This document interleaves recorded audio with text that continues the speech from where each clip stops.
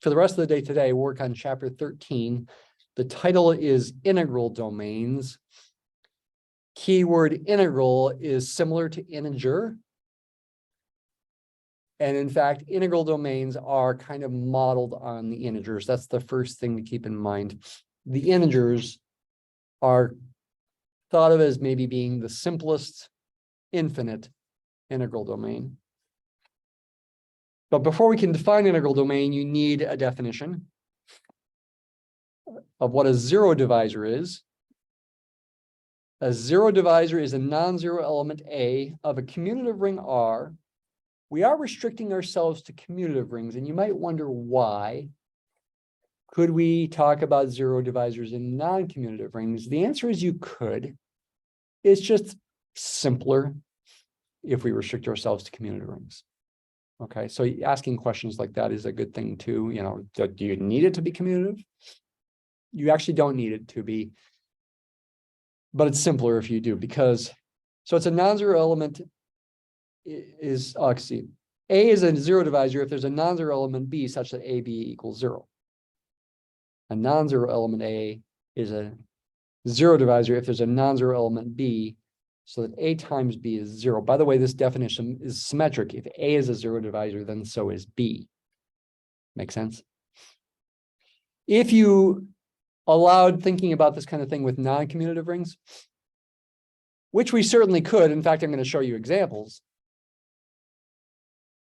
then you might talk about like a left zero divisor versus a right zero divisor. Since A is on the left and B is on the right, maybe you call A a left zero divisor and B a right zero divisor. So it gets a little weird. That's why sort of restricting yourself to commutative rings in this definition, it makes things simpler. Actually, with rings and matrices, you can have left and right zero divisors. So what's an integral domain? Integral domain is a commutative ring with unity and no zero divisors. So it's a ring. Satisfies the definition of a ring. It's got a unity, a 1, a multiplicative identity. It's commutative to keep things simple. Could we talk about this for non-commutative rings? Maybe. But we're trying to keep things simple. And no zero divisors, which immediately rules out Z6, our example from last time, as being an integral domain. It's not an integral domain. Z6. We talked about this example last time. As elements at 0 through 5, the operations are addition mod 6 and multiplication mod 6. This is not an integral domain. It is a commutative ring with unity, but it's got zero divisors, right? What were they? What are a couple zero divisors here?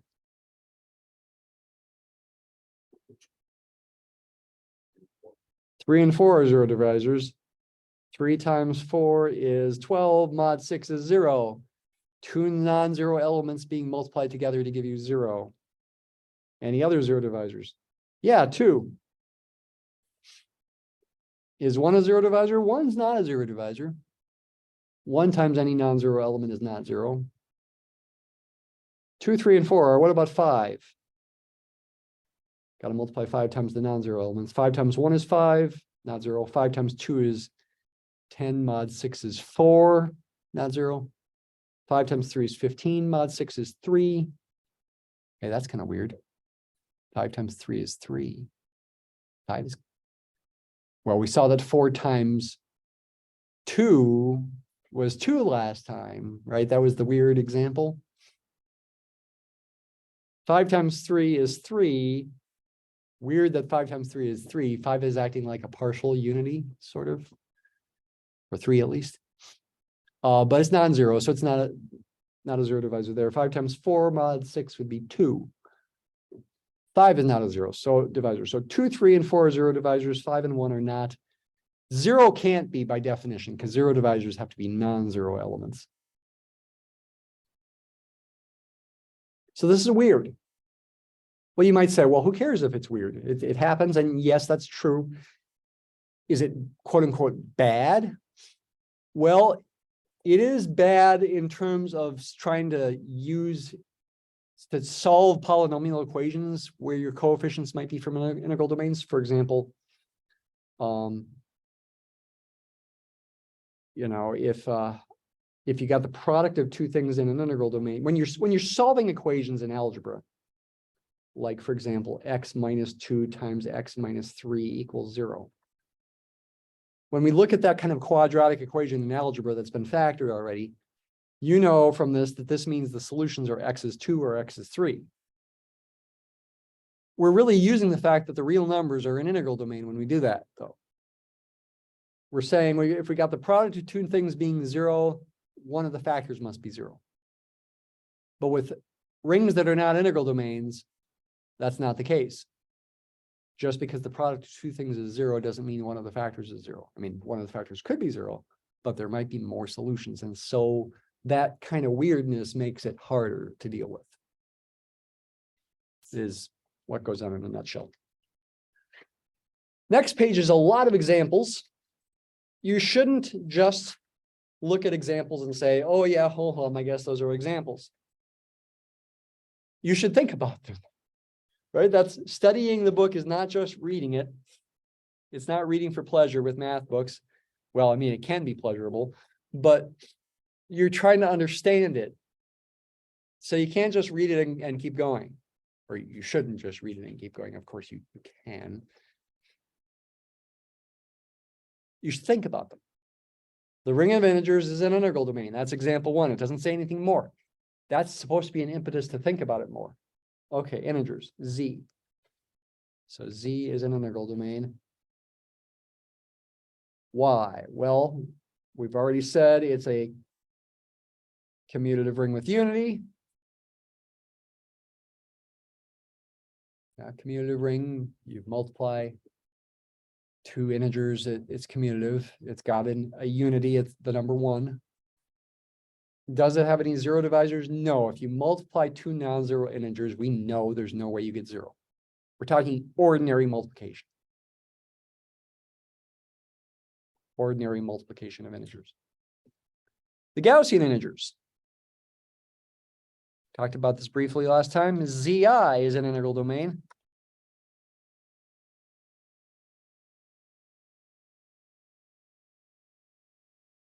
Zi is an integral domain. First of all, is it a commutative ring with unity? It's the set of all complex numbers of this form, a plus bi, where a and b are integers. It's a subring of the complex numbers, so certainly it's commutative. It certainly has a unity. The unity is 1 plus 0i, which is really the number 1. Is it closed? Yes, if you multiply two such things, you get such a thing. In general, you know, we're really thinking about, is it even a subring here when we think about it being a closed? If you do that kind of multiplication of complex numbers, FOIL it out. First times first is AC. Last times last is BI times DI, which is B times D times I squared. I squared is -1.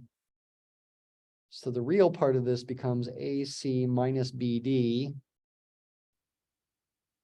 And the part that's got an I next to it, the imaginary part, comes from the outside and inside products, ADI and BCI. Factor out the I, you get AD plus BC. And if A, B, and C and D are all integers, then these things are integers. It's closed under multiplication. It's also closed under subtraction. So that's the subring test. It's definitely a subring of C. So it is a ring. In fact, it's a commutative ring with unity. Does it have any zero divisors? If A, B plus BI, and C plus D are both non-zero elements, is it possible you could get 0 here? It's not so clear in this case, I think, that you couldn't. I think this is not obvious that we don't get 0. What does it mean for this to be non-zero? It means either A or B or both is not 0. What does it mean for this to be non-zero? It means either C or D or both is non-zero. To verify that if you multiply two such non-zero elements, you get a non-zero element, you'd have to verify that both of those things are, or at least one of those is non-zero. Not necessarily both.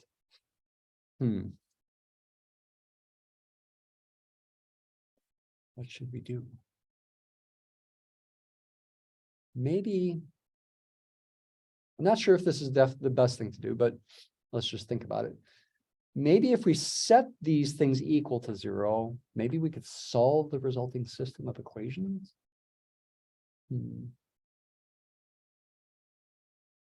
Although you do have to do more than solve the resulting system of equations. You have to make some assumptions. But how do you solve such a system of equations since there's 2 equations and 4 unknowns? Well, maybe what you do is you sort of think of A and B as fixed, and you think of C and D as variables. Is that an okay thing to do? Maybe. And if you do that, maybe you'd want to rewrite it as AC minus BD equals 0 for the top one, and maybe BC plus AD for the next one, so that the C's are in the first spots and the D's are in the second. And it's like you're solving this system of linear equations, pretending A and B in your mind are fixed known numbers, integers, and C and D are unknown. It's going to have certainly the trivial solution, C and D being 0. Is that the only solution? Well, it depends on A and B. If A and B were both 0, there'd be other solutions. Think about the matrix form of this. The matrix vector form of this system would be this. And it's a homogeneous system, remembering from linear algebra, that's going to have the trivial solution. The 0 vector is the unique solution if and only if this matrix has a non-zero determinant. What's the determinant of this? That's A times A squared minus B times negative B minus negative B squared. Oh, I think we're getting somewhere. The determinant of that matrix, A squared plus B squared. If either A or B is non-zero, that's not 0. If either A or B or both is non-zero, this is positive. If either A or B or both are non-zero. I think that does it essentially. I mean, you'd have to write it up as a nice argument. But you'd say, okay, assume both of these things are non-zero, or assume this is non-zero. Here's the argument. Assume this number is non-zero, and assume this equals 0 plus 0i. Show that C and D must both be 0 so that this number is 0. That would be the proof. That make sense? To show there's no 0 divisors, essentially show that if this is non-zero, the only solution of this equation is for this to be 0. And yeah, this matrix approach is a valid approach. These are numbers. It's not a matrix of matrices or something like that. Okay.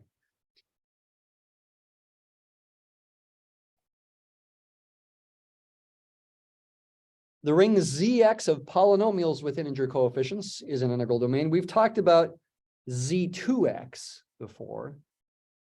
Okay, this is a little bit more ordinary. ZX, if you put a Z there and an X there inside square brackets, it's standard notation. You should remember for the rest of the semester. We're going to talk about this ring a lot, in fact. For the ring of polynomials with coefficients from Z. So the elements of ZX are polynomials, and the coefficients of the polynomials are integers. If I put a different ring in front of it, like Z2, If it were Z2, then the coefficients are 0 or 1. If I put an R there for the real numbers, then the coefficients are real numbers. If I put a C there for the complex numbers, then the coefficients are complex numbers. Putting the X in square brackets emphasizes it's a polynomial ring. The elements are polynomials. And again, algebraically speaking, we treat them as pure just symbols that are added and multiplied in certain ways. We don't have to think about them being functions. We don't have to think about graphing them, though maybe that can be useful. But we can study them in a purely symbolic way. Claim is that's an integral domain. If you multiply a non-zero polynomial by some other polynomial and you get the zero polynomial, is that second polynomial the zero polynomial? The answer must be yes. I mean, that makes intuitive sense, right? Multiply a non-zero polynomial times some other polynomial, yet you get zero somehow. That second one must be the zero polynomial. What else could have happened? Although maybe if the coefficients were from Z6, maybe we'd be in trouble there. Is there anything special about 6? Well, the thing that's special about 6 is that it's not prime. If we're thinking about Z6x, which we could think about, we could think about polynomials that have coefficients from Z6, 0, 1, 2, 3, 4, or 5, where the addition of the polynomials and multiplication of the polynomials is done in the ordinary way, but then at the end, you mod the coefficients by 6, not the powers, coefficients. You might wonder, does this have zero divisors? Well, maybe, well, sure. The constant polynomials 3 and 4 are zero divisors. You can think of elements from Z6 if you want as being constant polynomials. So bang, right away, it's not an integral domain. Is there a more interesting example? Well, you know, maybe I'm just guessing here. Maybe 3x plus 4 times itself. I'm just guessing and wondering if this works. Oh, no, it doesn't quite work. If I FOIL this, 9x squared will be 3x squared mod 6. And the outside and inside terms both give you 12x, which becomes 0. 12 mod 6 is 0. And 4 times 4 is 16. Mod 6 is 4. So, I mean, okay. I mean, that's interesting, but it's not, they're not zero divisors, at least when they multiply the terms themselves.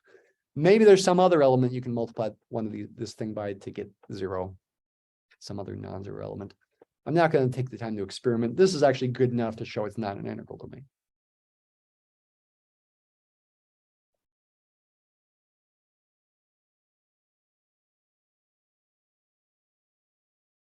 Next example, the ring Z square bracket square root of 2 is an integral domain. It's the set of all numbers, and these are real numbers, not complex numbers, of the form a plus b times square root of 2, where a and b are integers. Claim is this is an integral domain. Notice consistency in this notation. You got square brackets, and well, here it's an I, and elements are they're kind of like polynomials in I, although the degree is only 1. Here you got square root of 2 inside brackets. It's kind of like a polynomial in the variable square root of 2. Wait a minute, square root of 2 is not a variable. I is not a variable. We could pretend they were variables. That's weird. But here, the polynomials can be arbitrarily high degree. X is a true variable. But it seems like there is some distinction here, because that could be arbitrarily high degree, whereas if this was a polynomial in I, and this is a polynomial in the square root of 2, the I and the square root of 2 are only to the first power. Well, it's not that we couldn't write polynomials, for example, in I that are higher powers, I could write this something like that. Let me go ahead and write one more, plus 5i to the fourth or something. But because of the special properties of I squared is -1. I cubed, I guess, would be -I. Right? I times -1. I to the fourth, I guess, would be +1. I to the fifth would be back to I. Whoa, that's a cyclic group under multiplication. Finite cyclic group.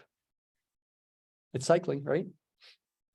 Anyway, coming back to this can be simplified to be a lower degree polynomial in I.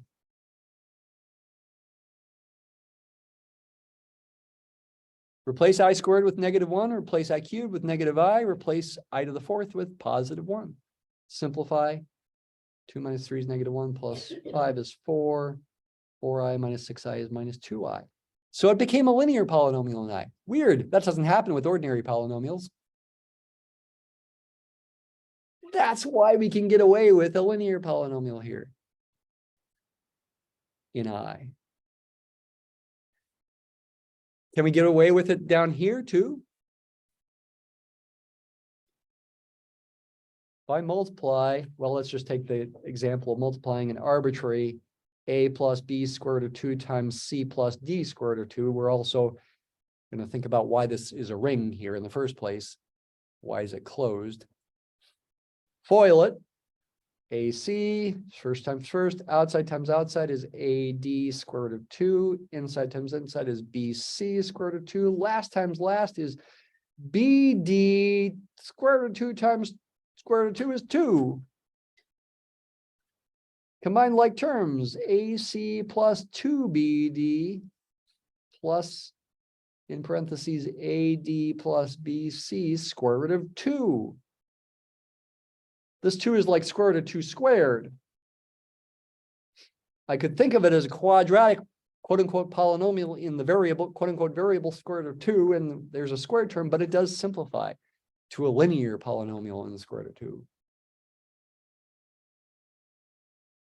Yes, these are weird things to think about, but they are good things to think about. And, you know, you probably wouldn't think about these things without me doing it for you here, right?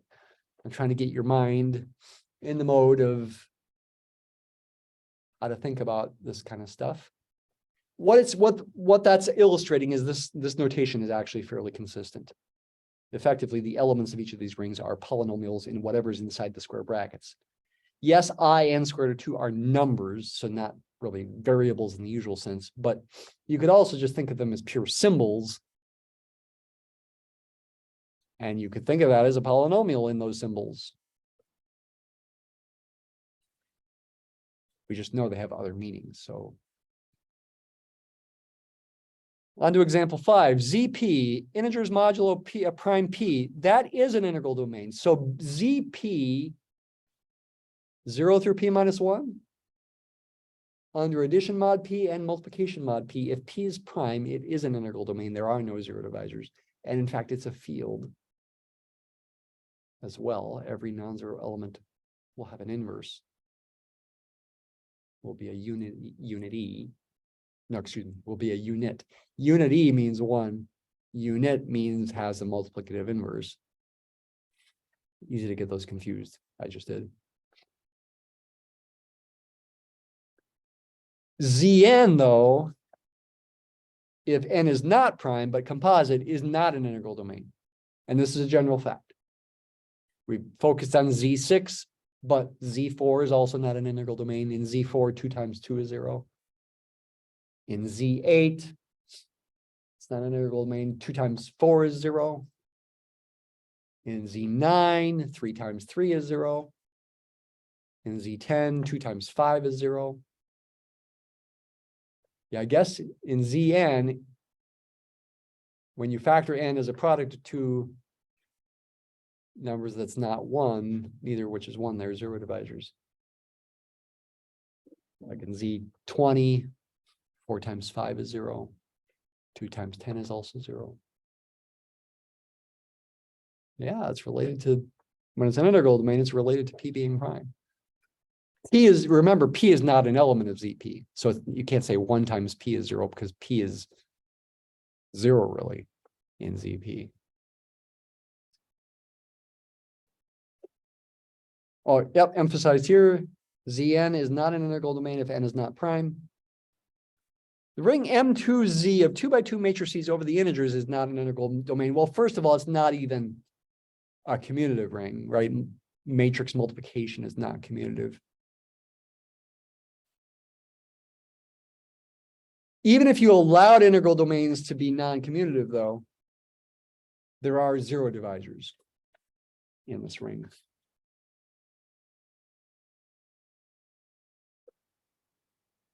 Simplest example I can think of is when you square this matrix, this non-zero matrix times itself.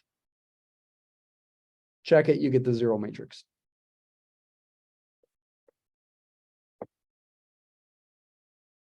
The only thing of issue is the upper right entry.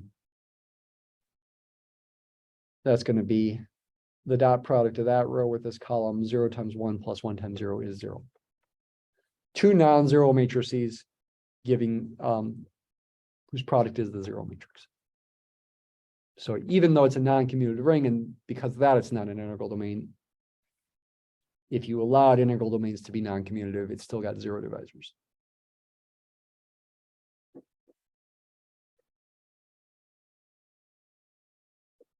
What's that?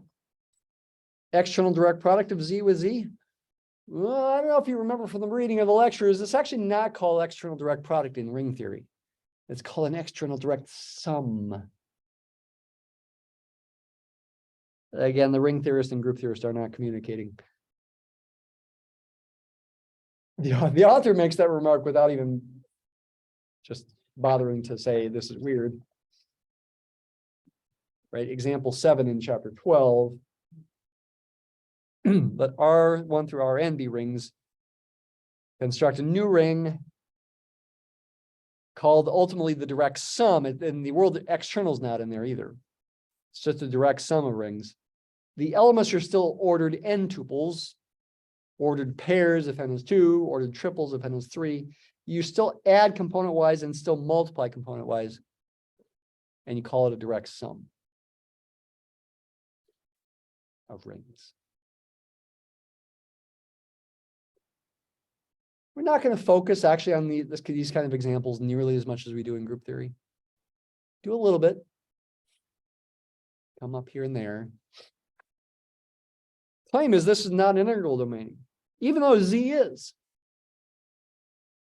Even though Z is. Can you think about why?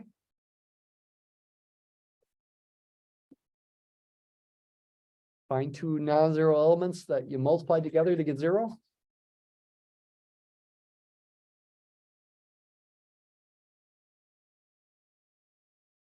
Well, any element of the form A comma 0, where A is non-zero, is a zero divisor. And any element of the form 0 comma B, where B is non-zero, is a zero divisor. Because if you multiply any two such elements, because you multiply component-wise, you get 0. Done.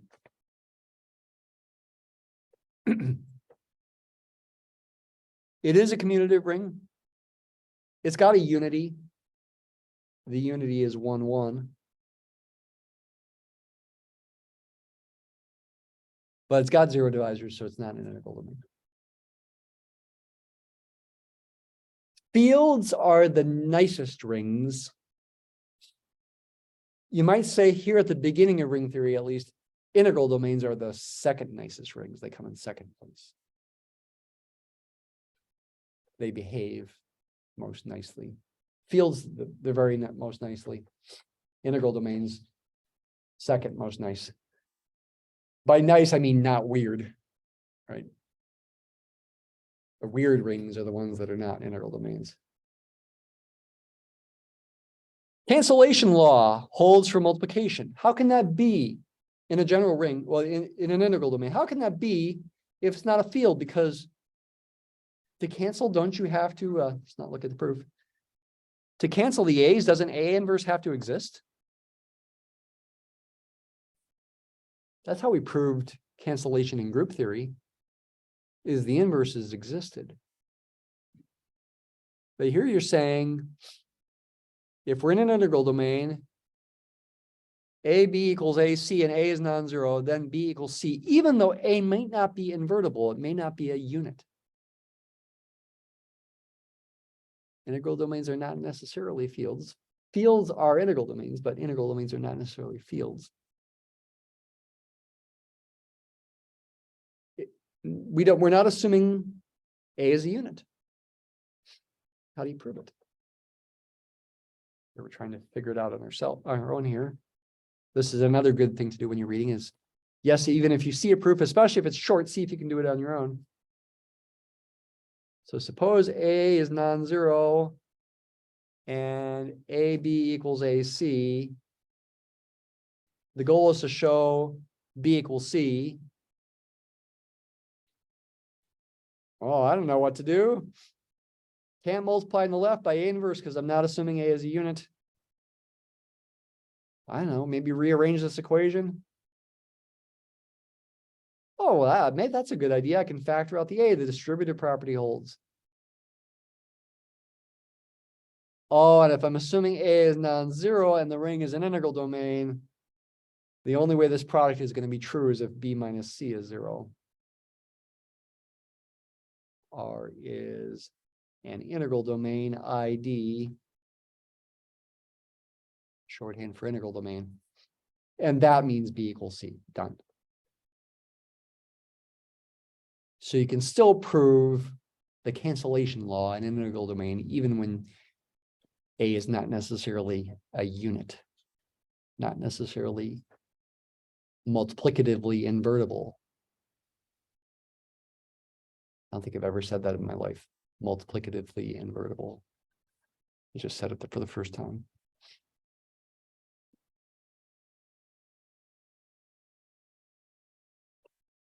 Let's keep going in the reading here. What is a field? I've said a field before. Let's look at the official definition. It's a commutative ring with unity in which every non-zero element is a unit. That's pretty short. Actually, when you take real analysis, you'll get the definition of field again.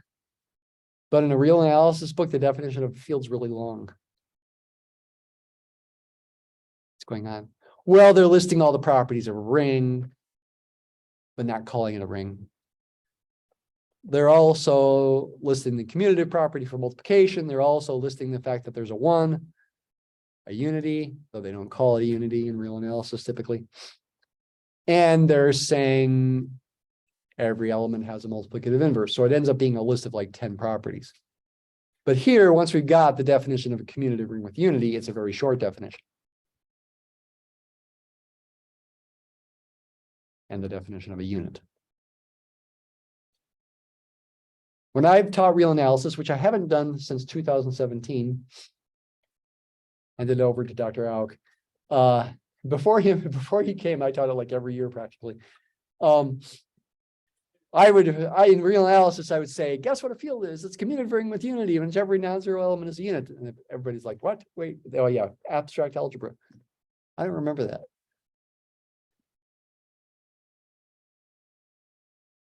I'm catching the door there. Thanks. To verify a field is an integral domain,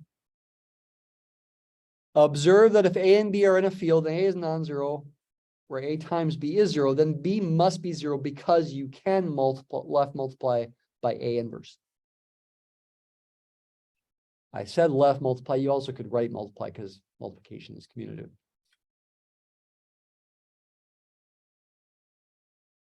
It is often helpful to think of AB inverse as A divided by B. So in fields, we are going to write fractions as well, notationally, just like in additive groups, we can write subtraction symbols. We can write fractions. We could also write the little division symbol from 4th grade if we wanted to, but we usually don't. We just usually write fractions. AB inverse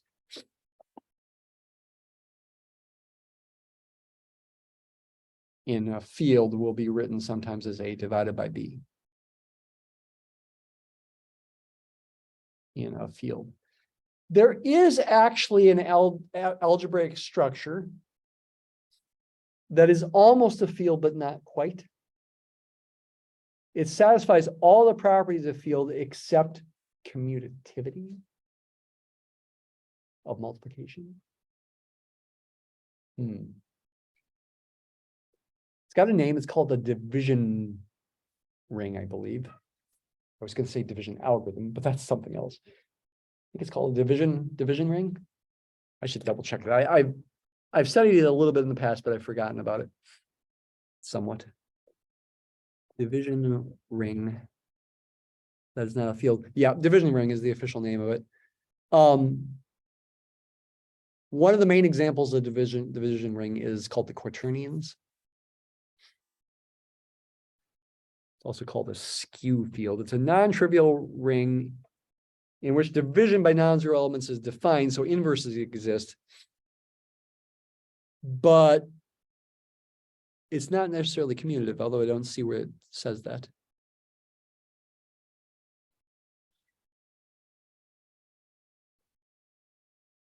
I mean, they do say A, B inverse is not necessarily equal to B inverse A.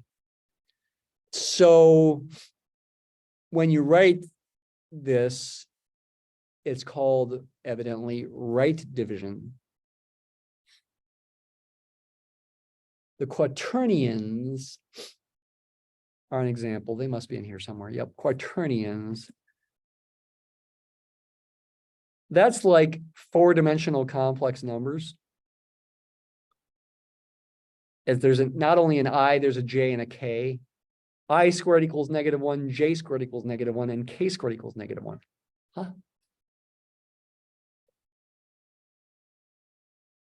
There's a finite group of quaternions, but there's also an infinite division ring of quaternions where A, B, and C, and D are real numbers.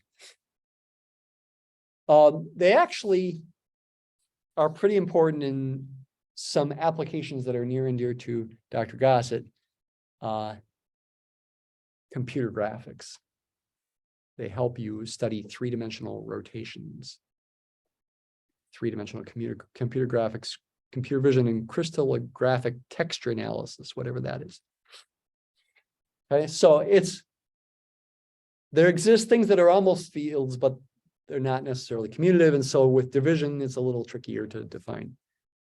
Anyway, let's quickly finish off looking at the main things in this chapter. This theorem, pretty important, says finite integral domains are fields. If you got an integral domain that's also finite, it actually also has to be a field. Here's the proof, not super long. You might see if you could try it on your own. It's a little tricky, but try it. Corollary ZP is a field. To prove that, it's easier to prove ZP is an integral domain. And it's certainly finite. So then apply that theorem. There's more examples here. This example is pretty important. Z3I. Again, this notation is consistent. A plus BI, where I squared is -1. I is the imaginary unit. But A and B are elements from Z3, 0, 1, or 2. There's 9 elements in this field. And this does turn out to be a field.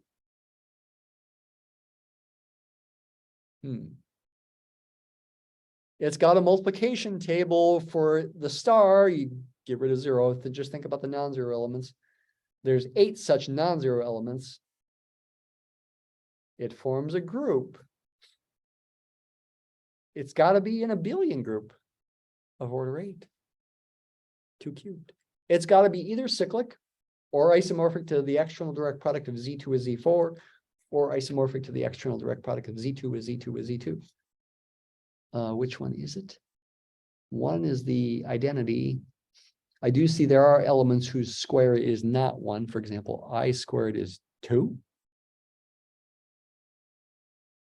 Well, that's because I squared is -1, but -1 is equivalent to 2 mod 3.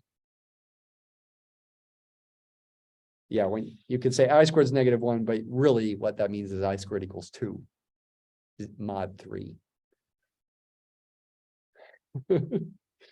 Weird enough for you?